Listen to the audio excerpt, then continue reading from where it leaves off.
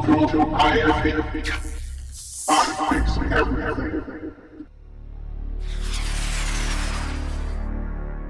Today's project is to remodel a basement bathroom.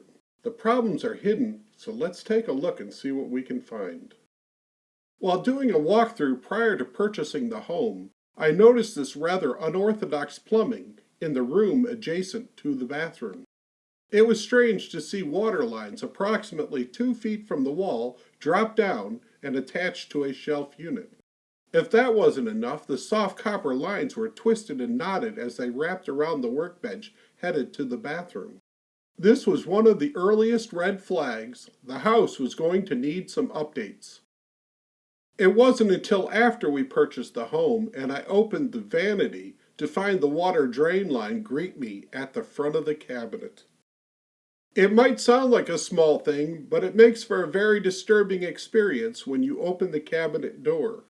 Also notice the twisted water lines that resemble a snake in the back of the cabinet, entering and exiting from random locations. When I removed the carpet from the bathroom floor, I realized why the drain was so close to the cabinet door.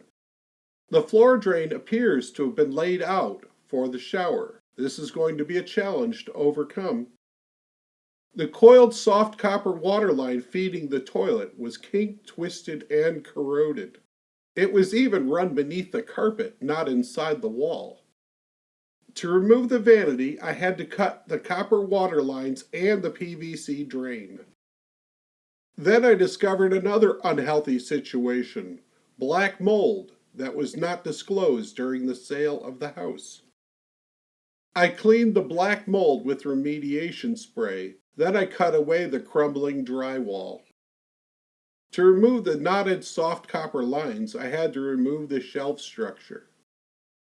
With the shelf unit removed, I found the stiff copper lines were crisscrossed and poorly soldered. Okay, poorly soldered is an understatement. They were a total mess and needed to be replaced.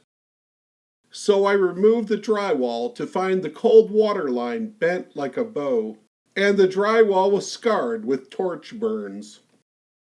I needed a fresh start, so I removed all the water lines into and including the bathroom. To feed the bathroom water supply, I used the existing stubs and soldered on 2 PEX B male adapters. PEX B uses copper crimp rings and a crimp pliers as shown in this photo. PEX B and PEX C use the same tubing and same connectors. However, PEX C uses stainless steel pinch clamps and a basic pair of pinch pliers.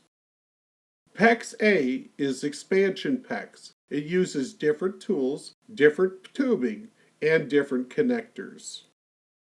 The reducer fitting is PEX C and B.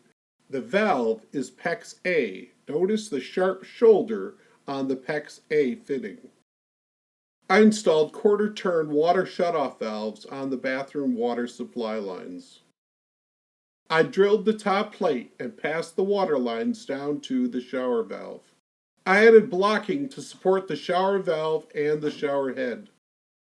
The water lines tee off at the shower and then pass beneath the shower and into the bathroom. This concludes the external installation of the water lines. The water lines enter the bathroom against the foundation wall. The drywall is being supported by 1-inch furring strips. Before I began the installation of the finished floor, I poured a slurry of concrete leveling mix. It's a thinned version of concrete designed to flow naturally and fill in low spots. I installed a felt liner with a waterproof backing over the floor and then sealed the seam. This will keep the floor warmer and isolate it from any moisture transfer. I created a subfloor using 1/4-inch Luan plywood. Using a paint roller and wood glue, I laminated a second layer of Luan plywood and cross-lapped the seams. Then I weighted the floor with heavy objects such as paint cans and floor tile. I added an elbow to the drain that's hidden behind the toe kick that passes the drain line up to its central location. I test fit the vanity before I began the tile installation. Next, I did the plumbing rough-in for the toilet. I drilled the holes through the exposed wall studs and passed the water line to the rear of the sink. When I was satisfied with the fit, I removed the vanity and applied vinyl tile to the bathroom floor. Here's a glimpse of the drain line that's hidden beneath the vanity base. Strapping was added to the wall with concrete screws, and nailing plates were used as improvised clamps for the plumbing. The new vanity was larger, so I needed to raise the wall outlet for clearance. I used scraps of green board from the exterior demolition to patch the wall in the bathroom. I added a new light fixture and replaced the segmented stained glass mirror with a large mirror. I replaced the single outlet box with a dual gang box. This houses the motion sensing switch for the new light fixture. It was now time to patch and sand all the drywall.